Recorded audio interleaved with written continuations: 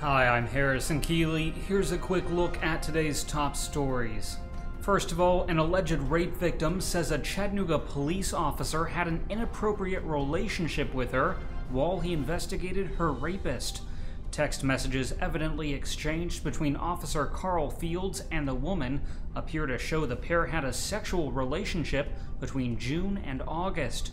The text started with a discussion of evidence and spiraled into an apparent affair, even asking for naked photos. On July 19th, the texter wrote, "I know that your world has been turned upside down with recent events, but I have to admit that I want something from you. I want you to let me love you. I realize that 1, I have a wife, 2, you have a lot going on, but the act of me loving you will not cause you or me any added complication." Fields has worked for city police since 2003. In 2006, he lied to investigators about being carjacked and was arrested for DUI. Now the department is investigating the new allegations, and Fields has been placed on administrative leave. More than 160 cats have been found living in a trailer home in Chickamauga, Georgia. The discovery came after a neighbor called animal control because of the smell. Authorities found cats crammed into cages with piles of excrement more than a foot high. Curtis Patterson of Walker County Animal Control says the woman who owns the trailer moved in 5 years ago and found a dozen cats already there. He says she just felt bad for them and took them in. Now the cats are being taken to shelters around the region. Many will have to be euthanized because of poor health. The owner could be charged with animal cruelty. Chattanooga's Electric Cowboy nightclub has been closed. The dance bar shut down early Sunday morning, and former employees say the club does not plan to reopen at its current site.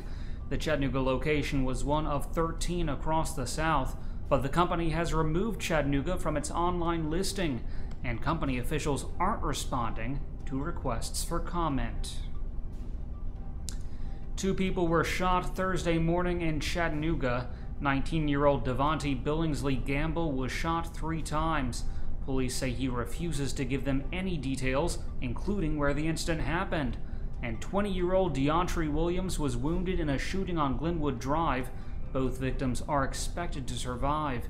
Anyone with information is asked to call the police. Engine trouble was the likely cause of a fatal plane crash in Collegedale.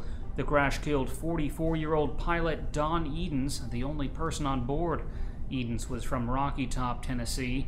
Co-workers say he was an excellent pilot who had plenty of experience. Investigators believe the crash was due to equipment problems and difficulty maintaining altitude.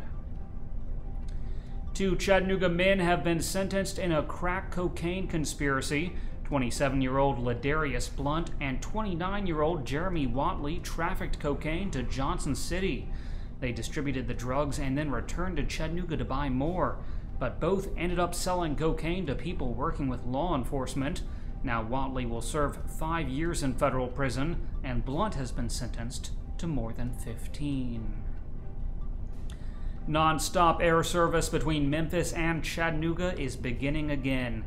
Delta Airlines stopped offering the service about 3 years ago, but now Southern Airways Express will make the flights Monday through Thursday, starting October 1st.